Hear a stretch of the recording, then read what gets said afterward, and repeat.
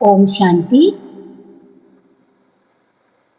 कल्पना कीजिए, एक राहगीर घने जंगल में भटक रहा है। वह बेहद थका हुआ है, प्यासा है और अपने भाग्य को कोस रहा है। चलते चलते उसे जमीन पर एक पुराना धूल से ढका हुआ दर्पण दिखाई देता है। वह उस दर्पण को उठाता है, अपने आस्तीन से उसकी धूल साफ करता है और जैसे ही वह उसमें देखता है, उसकी आंखें फटी की फटी रह जाती हैं। दर्पण में उसे अपना थका हुआ चेहरा नहीं, बल्कि उसके पीछे छुपी हुई एक विशाल सोने की खान और उसके सिर पर चमकता हुआ एक दिव्य मुकुट दिखाई देता है।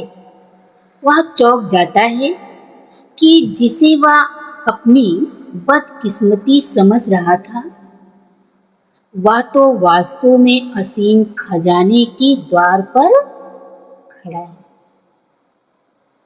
हम सभी भी आज इस भाग दौड़ भरी जिंदगी में उसी राहगीर की तरह है। हमारे पास सब कुछ है, लेकिन हम भी क्या कर रहे हैं? बाहर दुनिया में ढूंढ रहे हैं और भटक रहे हैं। हम रोज सुबह उठते हैं, दुनिया के आईने में अपनी कमियां, अपने तनाव और अपनी थकावट देखते हैं। लेकिन क्या कभी हमने उस वास्तविक अलौकिक दर्पण में देखा? स्थूल दर्पण में तो हम सब देखते हैं, जो हमारे असली भाग्य को दिखाता है। स्थूल दर्पण है, जो हमारे स्थूल इंद्रियों को दिखाता है, चेहरे को दिखाता है। लेकिन परमात्मा कहता है कि आपने अलौकिक दर्पण में जो हमारे असली भाग्य को दिखाता है, अंतर्मन, उसमें आप कभी देखते हैं? आज के इस अनमोल वचन में हम सब मिलकर 3 बेहद गहरे आध्यात्मिक रहस्य को जानेंगे और उन्हें अपने जीवन में उतारेंगे। पहला रहस्य, हम अपने फीचर्स को देखने के बजाय अपने तकदीर की तस्वीर को देखना कैसे सीखें। दूसरा, परमात्मा के सर्व गुणों के सागर में लवलीन होने की वह जुदाई जादुई कला क्या है, जिससे हमारे सारे तनाव क्षण भर में मिट जाएं। तीसरी पॉइंट है, हर कदम में कदमों की कमाई करना और सफलता को एक स्वागत करने वाले फूलों की तरह अपने जीवन में आकर्षित करना। आज का यह गहरा चिंतन अव्यक्त बाप दादा की 6 दिसंबर 1975 की पावन अव्यक्त मूल्य पर आधारित है, जिसका मूल विषय है याद में समा जाना, अर्थात लवलीन होना। आइए इस रूहानी यात्रा की गहराई में उतरते हैं। अपनी तकदीर को देखना। प्यारी आत्माओं, आज के युग में हम सब सुंदरता और दिखावे के पीछे कितने पागल हैं। स्थूल सुंदरता और स्थूल दिखावे के पीछे हमारे पास उतना है नहीं, फिर भी लोग क्या कहेंगे, इसके वजह से अपनी जमीन, अपने जायदाद सब बेच देते हैं। ताकि कोई ये ना कहे कि हम उनसे क्या हैं, कम हैं। कर्जा भी लेते हैं कि लोग क्या कहेंगे। तो बाबा कहता है कि इस भाग दौड़ में ऊपरी सुंदरता, काले हैं गोरे हैं, उसके लिए कितना ब्यूटी पार्लर दुनियादारी कराना पड़ता है। सुबह से शाम तक कितनी बार शीशा देखते हैं कि कहीं चेहरे पर कुछ लगा तो नहीं, अच्छे दिख रहे हैं कि नहीं दिख रहे, कहीं बाहर निकले तो कोई कुछ बोल न दे, उससे पहले शीशा देख ले। आजकल का फैशन है कि लोग बार बार अपना चेहरा देखते हैं कि कहीं हम किसी से कम तो ना हो जाएं, इसलिए ठीक ठाक दिखना चाहिए, कहीं दूसरों को पसंद आ जाए और हम पसंद ही ना आए।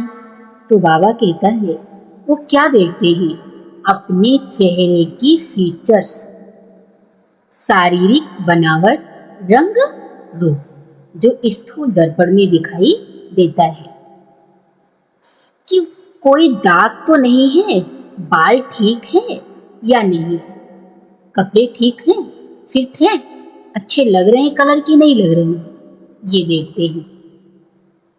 लेकिन परमात्मा आकर हमसे एक बहुत गहरी सवाल पूछते हैं,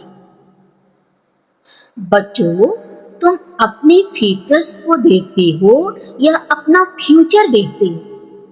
बाबा कहते दुनिया तो अपना क्या देखती है, फीचर्स देखती है, स्थूल। बाबा कहते आपको क्या देखना है, अपना फ्यूचर देखना, अपना भविष्य देखना है कि आगे क्या बनने वाले हैं, आगे मेरा पद कैसा हो, आगे किस घराने में हम जाएंगे, कहाँ राज्य करेंगे, कैसा हमारा रंग होगा, कैसे हमारे चाल चलन होंगे। तो बाबा हमें अपने फ्यूचर्स के बारे में देखने के लिए मन रूपी दर्पण देते हैं। यह स्वमान का अर्थ है आत्मा का अपना असली, अनादि और दिव्य पहचान में स्थित होना। बाबा कहते स्वमान का अर्थ क्या है, आत्मा का अपनी असली, अनादि और दिव्य पहचान में स्थित होना। जब हम परमात्मा के ज्ञान के दर्पण में अपनी आत्मा को देखते हैं, कौन से दर्पण में देखना है, परमात्मा के ज्ञान के दर्पण में, तो हमें अपने फीचर्स नहीं बल्कि अपना फ्यूचर, अपना स्वमान दिखाई देता है। परमात्मा कहते हैं कि अपने दर्पण में रोज अपनी तकदीर की तस्वीर को देखो, अर्थात बाप समान कितना बने हैं, बाप समान क्या हमारे संस्कार हैं, बाप समान हमारे बोल, हमारे चलन, हमारे मुख, सब कुछ बाप समान है। जैसे दुनिया में जब कोई बहुत स्वस्थ और खुश होता है तो लोग कहते हैं कि आपके चेहरे पर खून की लाली दौड़ रही है, आपका चेहरा कितना लाल है, आप कितने खुश नजर आ रहे हैं, ना कहीं फेशियल करा के तो नहीं आए, बहुत ग्लो लग रहा है, बड़े सुंदर लग रहे हैं।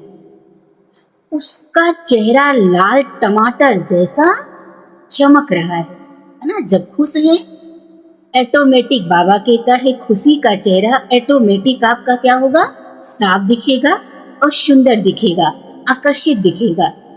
ऊपर से भले आप कितना एंटी पेंटिंग कर ले, अंदर से आप दुखी हैं, परेशान हैं, तो वो चमक भी फीकी लगती है। लेकिन आपके अंदर आंतरिक खुशी है तो आपका चेहरा सिंपल ही है, आपने कोई बाहरी एंटी पेंटिंग नहीं किया है, फिर भी आपके चेहरे से एक रूहानियत, आकर्षितपना दिखाई देती है। लेकिन आध्यात्मिक दर्पण में एक योगी आत्मा अपने चेहरे पर रूहानियत रूपी लाली को देखती है। बाबा कहते जो आध्यात्मिक रूपी बाबा का जो बच्चा होगा, योगी बच्चा होगा, वो अपने चेहरे पर शीशे में जाएगा तो क्या देखेगा, हमारे चेहरे से वो दिव्यता, वो ऊर्जा, वो लालिमा, वो आकर्षितपना वो दिखाई देता है, जो हमारे चेहरे से बाप प्रत्यक्ष हो, जो हमारे चेहरे को देखकर लोग कहें कि हाँ, इनको कुछ मिला हुआ है। वह रूहानी लाली है, आत्मिक तेज। बाबा की तो रूहानी लाली क्या है? आत्मा की तेज, पवित्रता और परमात्मा के प्यार की चमक। जैसे पहले के साधु संत महात्माओं के मस्तक को देखकर क्या कहते थे? बहुत तपस्वी हैं। उनके चेहरे, उनके ललाट एकदम क्या कर रहे थे? चमक रहे थे। उनके ललाट से लग रहा था, प्रकाश दिखाई दे रहा था। क्या आपने कभी अमृत वेले, सुबह के शांत समय में या चलते फिरते अपने इस तकदीर की तस्वीर देखा है? बाबा पूछ रहा, अमृत वेला या चलते फिरते आपने अपने तकदीर की तस्वीर देखा है? परमात्मा कहते हैं कि आप इस सारी दुनिया के बीच चमकते हुए विशेष लकी सितारे हैं। कौन? आप बाबा के बच्चे। जरा सोचिए, जिस आत्मा की महिमा और गायन स्वयं त्रिलोकी नाथ, स्वयं अविनाशी परमात्मा करते हैं, उससे श्रेष्ठ भाग्य और किसका हो सकता है? बाबा कहता है, जिसकी महिमा, जिसका गायन स्वयं त्रिलोकी नाथ परम पिता परमात्मा, जिसको पाने के लिए दर्शन आज मंदिरों में लंबी लंबी कतारें लगी हुई हैं, एक झलक पाने के लिए। वही परमात्मा, वही त्रिलोकी नाथ, वही विश्वनाथ, वही जगत का नियंता आपकी क्या कर रहा है? महिमा कर रहा है, आपका गायन कर रहा है। तो आपके जैसा भाग्य किसी का हो सकता है? आज कोई बड़ा व्यक्ति अगर हमारी महिमा करता है, हमारी प्रशंसा करता है, तुम कितनी खुश होते हैं और अपने आसपास के दोस्तों, रिश्तेदारों सबको बताते हैं, आप जानते हैं आज फला व्यक्ति मिले थे, आज उन्होंने मेरी प्रशंसा की। ये कम बात थोड़ी है। हम कितने भाग्यवान हैं जो स्वयं परमात्मा हमारी महिमा करता है। जब आप स्वयं को इतना भाग्यशाली अनुभव करेंगे तो जानते हैं क्या होगा? वर्तमान आज समाज में चारों तरफ अवसाद और गम के बादल छाए हुए हैं।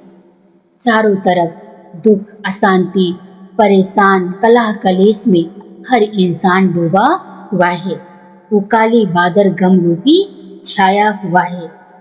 लोग छोटी छोटी बातों पर दुखी हो जाते हैं, लेकिन जब आप अपने इस श्रेष्ठ भाग्य की खुशी में सदा झूमते रहेंगे तो आपकी खुशी को देखकर दूसरे के गम के बादल और दुख की घटाएं भी समाप्त हो जाएंगी। बाबा कहता, आपकी खुशी को देखकर उनके जो गम के बादल थे, है ना, बाबा कहते जो घटाएं थे, दुख के पहाड़ जो गिरे थे, आपकी मुस्कान देखकर उनके चेहरे पर भी क्या आ जाएगी?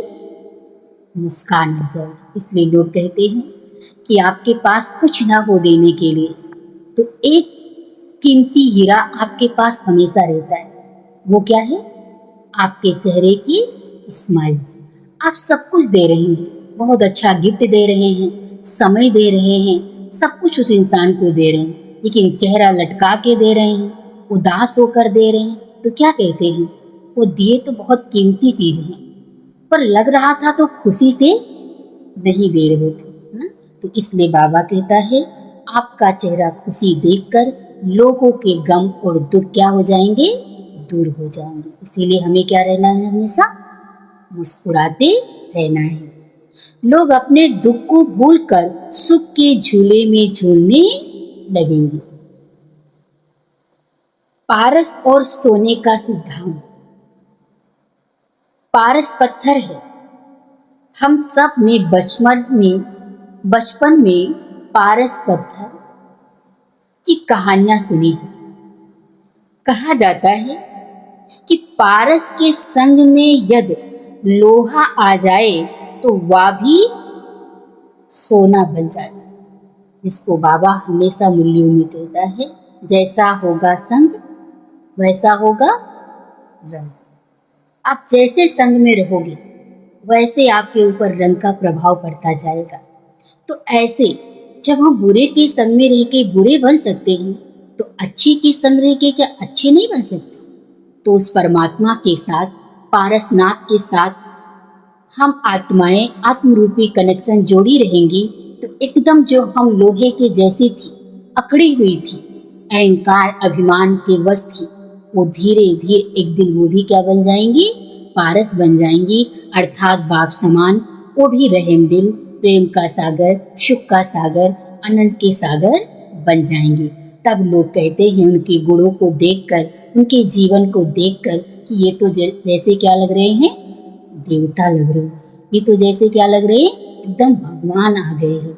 क्यों? उनके संग में रहते रहते उनका भी रंग लग गया। लेकिन पारस पत्थर तो केवल एक लोक कथा है। असली पारस मणि तो आप सभी ब्राह्मण आत्माएं हैं। बाबा कहते वो तो एक पत्थर है, एक कथा है, लेकिन बाबा कहते असली पारस कौन है? आप बाबा के बच्चे हैं। जो आपके संग कोई आए तो भी क्या हो जाए? लोहा भी सोना बन जाए, अर्थात वो भी शुद्ध और पवित्र बन जाए। वो दुखी अशांत परेशान आत्मा आए आपके संग आके, वो भी सुख शांति का अनुभव करे। जो परमात्मा के संग से पारस बनी है, आज समाज में कितने लोग मानसिक रूप से भिखारी बनकर घूम रहे हैं। स्थूल धन बहुत है, दौलत बहुत है, गाड़ी बंगला वैभव सब कुछ है, संबंधी मित्र सब कुछ है, लेकिन मानसिक रूप से क्या है? भिखारी है। जैसे आज हम किसी मंदिर में या कहीं चौराहे पर जाते हैं तो भीख मांगते हुए लोग दिखाई देते। हम कहते देखो कितना अच्छा हाथ पांव है इनका, अगर ये मेहनत करे तो आराम से शान भरी जिंदगी जिए, भीख क्यों मांग रहे हैं ना? हम उनको देखकर दुखी होते हैं और खुद सोचे हम कौन हैं। जहाँ भी कोई पत्थर देखते हैं, जहाँ भी कोई मूर्ति देखते हैं, जहाँ भी कोई वृक्ष देखते हैं, जहाँ भी हमसे बड़े कोई वरिष्ठ, हमसे महान साधु संत महात्मा देखते हैं, हम भी हाथ फैला देते हैं। कृपा करो, कुछ दया करो, कुछ रहम करो, ये काज हमारा पूरा हो जाए, ये धन मिल जाए, ये दौलत मिल जाए। हम भी तो भिखारी हैं ना, मानसिक रूप से हम भी तो क्या है? भिखारी ही है ना। कोई प्यार की भीख मांग रहा है, भगवान दुआ से सब है, लेकिन घर में हमारे कोई प्रेम से बोलता नहीं। सब परिवार बहुत है पर कोई बात करने वाला नहीं, तो हम क्या हुए? भिखारी ही तो हुए। कोई शांति की बहुत है, सब कुछ है, लेकिन शांति जीवन में नहीं। आपके पास बैठते ना तो शांति मिलती है, वो भिखारी है। जंगल में, मंदिरों में, गिरजाद्वारों में वो चक्कर लगाता है कि कहीं हमको शांति मिल जाए। तो कोई सम्मान की बड़े हैं, फिर भी कोई मेरी इज्जत ही नहीं करता, कोई पूछता ही नहीं। छोटे हैं, मेरी कोई कदर ही नहीं करता, मुझसे कोई पूछता ही नहीं, मुझे कोई प्यार ही नहीं देता, कोई सम्मान ही नहीं देता। मतलब छोटे बड़े बुजुर्ग सब क्या बन बैठे हैं इस समय? मानसिक रूप से भिखारी है। कोई सुख मांग रहा है, कोई शांति मांग रहा है, कोई सम्मान मांग रहा है, और ये सब मांगने वाली चीज नहीं है। परमात्मा कहते हैं कि आपकी अवस्था ऐसी होनी चाहिए कि आपके पास आने वाली कोई भी आत्मा जो खाली हाथ आए, भिखारी बनकर आए, वह आपसे सुख शांति के खजाने लेकर माला माल हो जाए। बाबा कहते आपके पास स्टॉक में इतना जमा हो, जो दुखी अशांत परेशान आत्मा आए वो सुख शांति की खजाना लेकर जाए और क्या हो जाए? माला माल हो जाए। चाहे वो धन के रूप से आए, चाहे मानसिक रूप से आए, किसी भी रूप से आए, आप उसे भरपूर करके तभी भेजें, तभी आपको क्या कहा जाएगा? देवता। इसीलिए देवता के आगे, भगवान के आगे, चाहे वो चोर हो, चाहे वो सा हो, चाहे वो रंक हो, चाहे वो राजा हो, सब जानते हैं कि हमारी यहाँ मनोकामनाएं क्या हो जाएंगी? पूर्ण हो जाएंगी। तो चाहे कोई स्थूल रूप से भिखारी है, चाहे सूक्ष्म रूप से भिखारी है, कोई आपके पास आए तो आप उसे भरपूर करें। क्या हमारी ऐसी पारस जैसी स्थिति बनी है? जब हम खुद परमात्मा के खजानों से भरपूर होंगे तभी तो हम दूसरों को दे पाएंगे। कोई आते हैं, है ना, आज घर में परिवार में होता है ना, बच्चे दुखी परेशान होके आते, मम्मी मम्मी करते हैं तो मम्मी डांट देती है, जाओ उधर, हम खुद परेशान है ना। तो बाबा कहते ऐसे जब आप सुख शांति से भरपूर होंगे तब तो जो विश्व की आत्माएं तड़पती आएंगी आप उन्हें भरपूर कर सकेंगे, तभी तो हम दूसरों को दे पाएंगे। इसीलिए हमें अपनी तकदीर की तस्वीर को रोज क्या करना है? देखना है, ज्ञान रूपी दर्पण में चेक करना है, क्या बाप समान हम बने हैं कि अभी भी कमी है? अगर कमी है तो हम क्या करें? पूरा करें। तो अब प्रश्न उठता है कि हम इस पारस जैसी स्थिति को कैसे प्राप्त करें?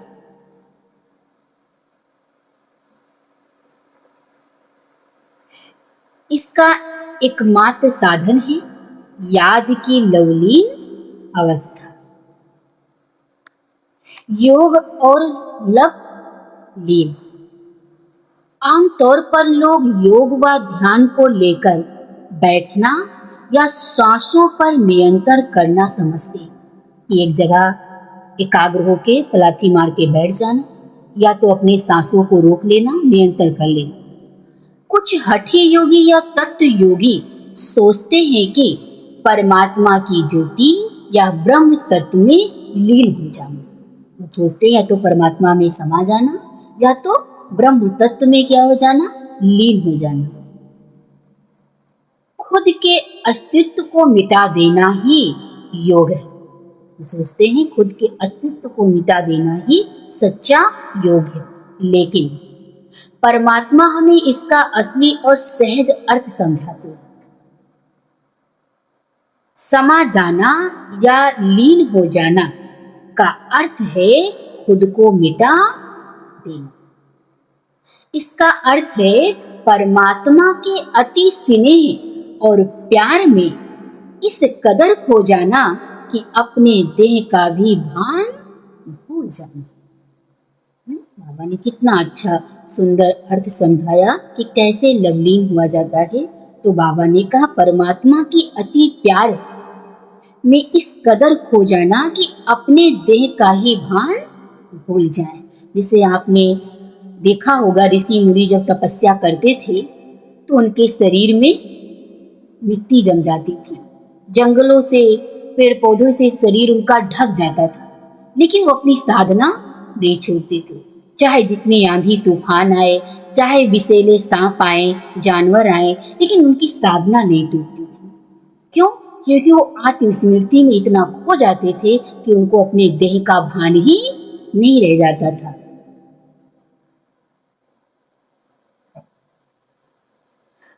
जब आप लगन में मगन हो जाते हैं तो आप परमात्मा के समान बन जाते हैं। जब आप इतनी गहराई में परमात्मा में उतर जाते हैं तो आप बाप के क्या बन जाते हैं? समान बन जाते हैं। इसी को शास्त्रों में समा जाना कह दिया है। इसे एक सुंदर उदाहरण से समझिए। जैसे नमक का एक छोटा सा ढेला यदि समुद्र में गिर जाए तो वह पूरी तरह से समुद्र में पानी में घुल जाता है। तो समुद्र के पानी में क्या हो जाएगा? एकदम मिक्स हो जाएगा। फिर आप पानी और नमक को अलग नहीं देख सकते। चारों तरफ केवल नमकीन पानी ही नजर आता है। ठीक इसी तरह जब आप एक आत्मा परमात्मा रूपी सर्वगुणों के सागर में समा जाती है तो उसे स्वयं के देह अस्तित्व के बजाय केवल परमात्मा के गुण, परमात्मा का प्यार और परमात्मा की शक्तियां ही अनुभव हो। कितना सुंदर बाबा ने कहा। ठीक इसी तरह जब एक आत्मा परमात्मा रूपी सर्व गुणों के सागर में समा जाती है तो उसे सिर्फ स्वयं के देह, अपने अस्तित्व का, परमात्मा के गुण, परमात्मा के प्यार की शक्तियां ही अनुभव होती हैं, तब लगता है आत्मा और परमात्मा क्या हो गई, एक हो गई। उस समय सिवाय गुण के सागर के और कुछ नजर नहीं आता है। इसे ही लवलीन होना या बाप के सीने में समा जाना कहते हैं। मुरली में बाप दादा स्पष्ट रूप से कहते हैं, बाप मैं नहीं समाना। क्या कहते हैं? बाप में नहीं समाना, लेकिन बाप की याद में समा जाना। लोग कहते हैं ना, एक ज्योति में समा गई, अर्थात आत्मा परमात्मा के अंदर क्या हो गई, समा गई। बाबा कहते नहीं, लेकिन बाप की याद में समा जाना। जैसे सागर में समा जाए तो उस समय का, उसका अनुभव क्या होगा, सिवाय सागर के और कुछ नजर नहीं आएगा। कहते हैं पानी में तो एकदम पानी पानी ही दिखा। तो बाप अर्थात सर्व गुणों के सागर में समा जाना, इसको कहा जाता है लवलीन हो जाना। जब हम इस तरह परमात्मा के सीने में समा जाते हैं तो संसार के सारे क्या, क्यों, कब और कैसे के व्यर्थ प्रश्न समाप्त हो जाते। लोग कहते हैं ना कि बहुत प्रश्न है, बहुत सवाल है, बहुत जवाब है, तो बाबा कहते जब परमात्मा के सीने में समा जाएंगे तो क्यों, क्या, कब, कैसे, ये सब क्या हो जाएगा, व्यर्थ समाप्त हो जाता है। परमात्मा हमें मास्टर त्रिकालदर्शी बनाते हैं। त्रिकालदर्शी यानी जो आदि मध्य अंत तीनों कालों को जानने वाला हो। जब हम त्रिकालदर्शी बनकर हर परिस्थिति को देखते हैं तो मन में कोई संशय, कोई शिकायत, कोई प्रश्न, मेरे साथ ही ऐसा क्यों उठना समाप्त हो जाता है। हम जानते हैं कि जो कुछ भी हो रहा है उसमें कल्याण समाया हुआ। बाबा कहते हैं तो यही देखेंगे जो परमात्मा की याद में लीन होंगे कि जो हो रहा है उसमें कल्याण समाया हुआ है। बाबा कहता है ड्रामा क्या है, कल्याणकारी। ड्रामा में कभी अन्याय हमारे साथ हो ही नहीं सकता है। कदमों में पदम और स्वतः सफलता। प्यारी आत्माओं, परमात्मा हमें बताते हैं कि हम कितने महान और अमीर हैं। दुनिया के लोग तिजोरियों में पैसा रखते हैं, लेकिन आपके तो कदमों में पदम समाया हुआ है। बाबा की तो वो तिजोरियों में पैसा रखते, आपके कदमों में पदम समाया हुआ है। जब आप परमात्मा की याद में एक कदम उठाते हैं तो हर कदम में आपकी अविनाशी दुआओं और शक्तियों की कमाई जमा हो जाती है। जब आपके कदमों के नीचे इतने पदम अर्थात खजाने हैं तो फिर आपके सामने दुनिया की कोई भी परेशानी कैसे टिक सकती है। बाबा कहते कोई परेशानियां टिक सकती हैं? सोचिए, जब देश का कोई बड़ा नेता, राजा या कोई बहुत बड़ी हस्ती कहीं जाती है तो उसके स्वागत के लिए रास्ते में लाल कालीन बिछाया जाता है। उनके स्वागत के लिए कि हम अपना क्या बिछा देंगे, फूल नहीं बिछाएंगे, कलियां नहीं बिछाएंगे, क्या बिछा देंगे, दिल बिछा देंगे। तो बाबा कहते सुंदर सुंदर कालीन बिछाते हैं और फूलों की वर्षा की जाती है। फूल स्वयं उनका आवाहन करते हैं। किसका? उस बड़े महारथियों का। ठीक इसी प्रकार जो आत्माएं सदा परमात्मा की याद में लवलीन रहती हैं और सफलता मूर्त बन जाती हैं, उन्हें सफलता को पुकारना नहीं पड़ता है। सफलता स्वयं उनके पीछे पीछे फूलों की तरह बिछ जाती है। जैसे आप उन महान लोगों के स्वागत के लिए कालीन बिछाएं, बाबा कहते ऐसे सफलता आपके पीछे पीछे आती है। सफलता उनका आवाहन करती है, आओ कि हे श्रेष्ठ आत्मा मुझे अपना लो। उनके मन में कभी संशय या स्वप्न में भी संकल्प नहीं आता कि यह कार्य होगा या नहीं होगा। बाबा ने क्या कहा है? विजय आपका जन्म सिद्ध अधिकार है, सफलता आपकी हुई पड़ी है, होगा नहीं होगा ये मत सोचिए। उन्हें निश्चित रूप से हर कार्य में सफलता दिखाई देती। असफलता में भी उनको क्या दिखाई देती है? सफलता। जो होना है कल्याणकारी है, वही स्वतः होता रहता है। जो हुआ अच्छा हुआ, जो होगा उससे भी अच्छा, और जो होने वाला है वो उससे भी अच्छा होगा।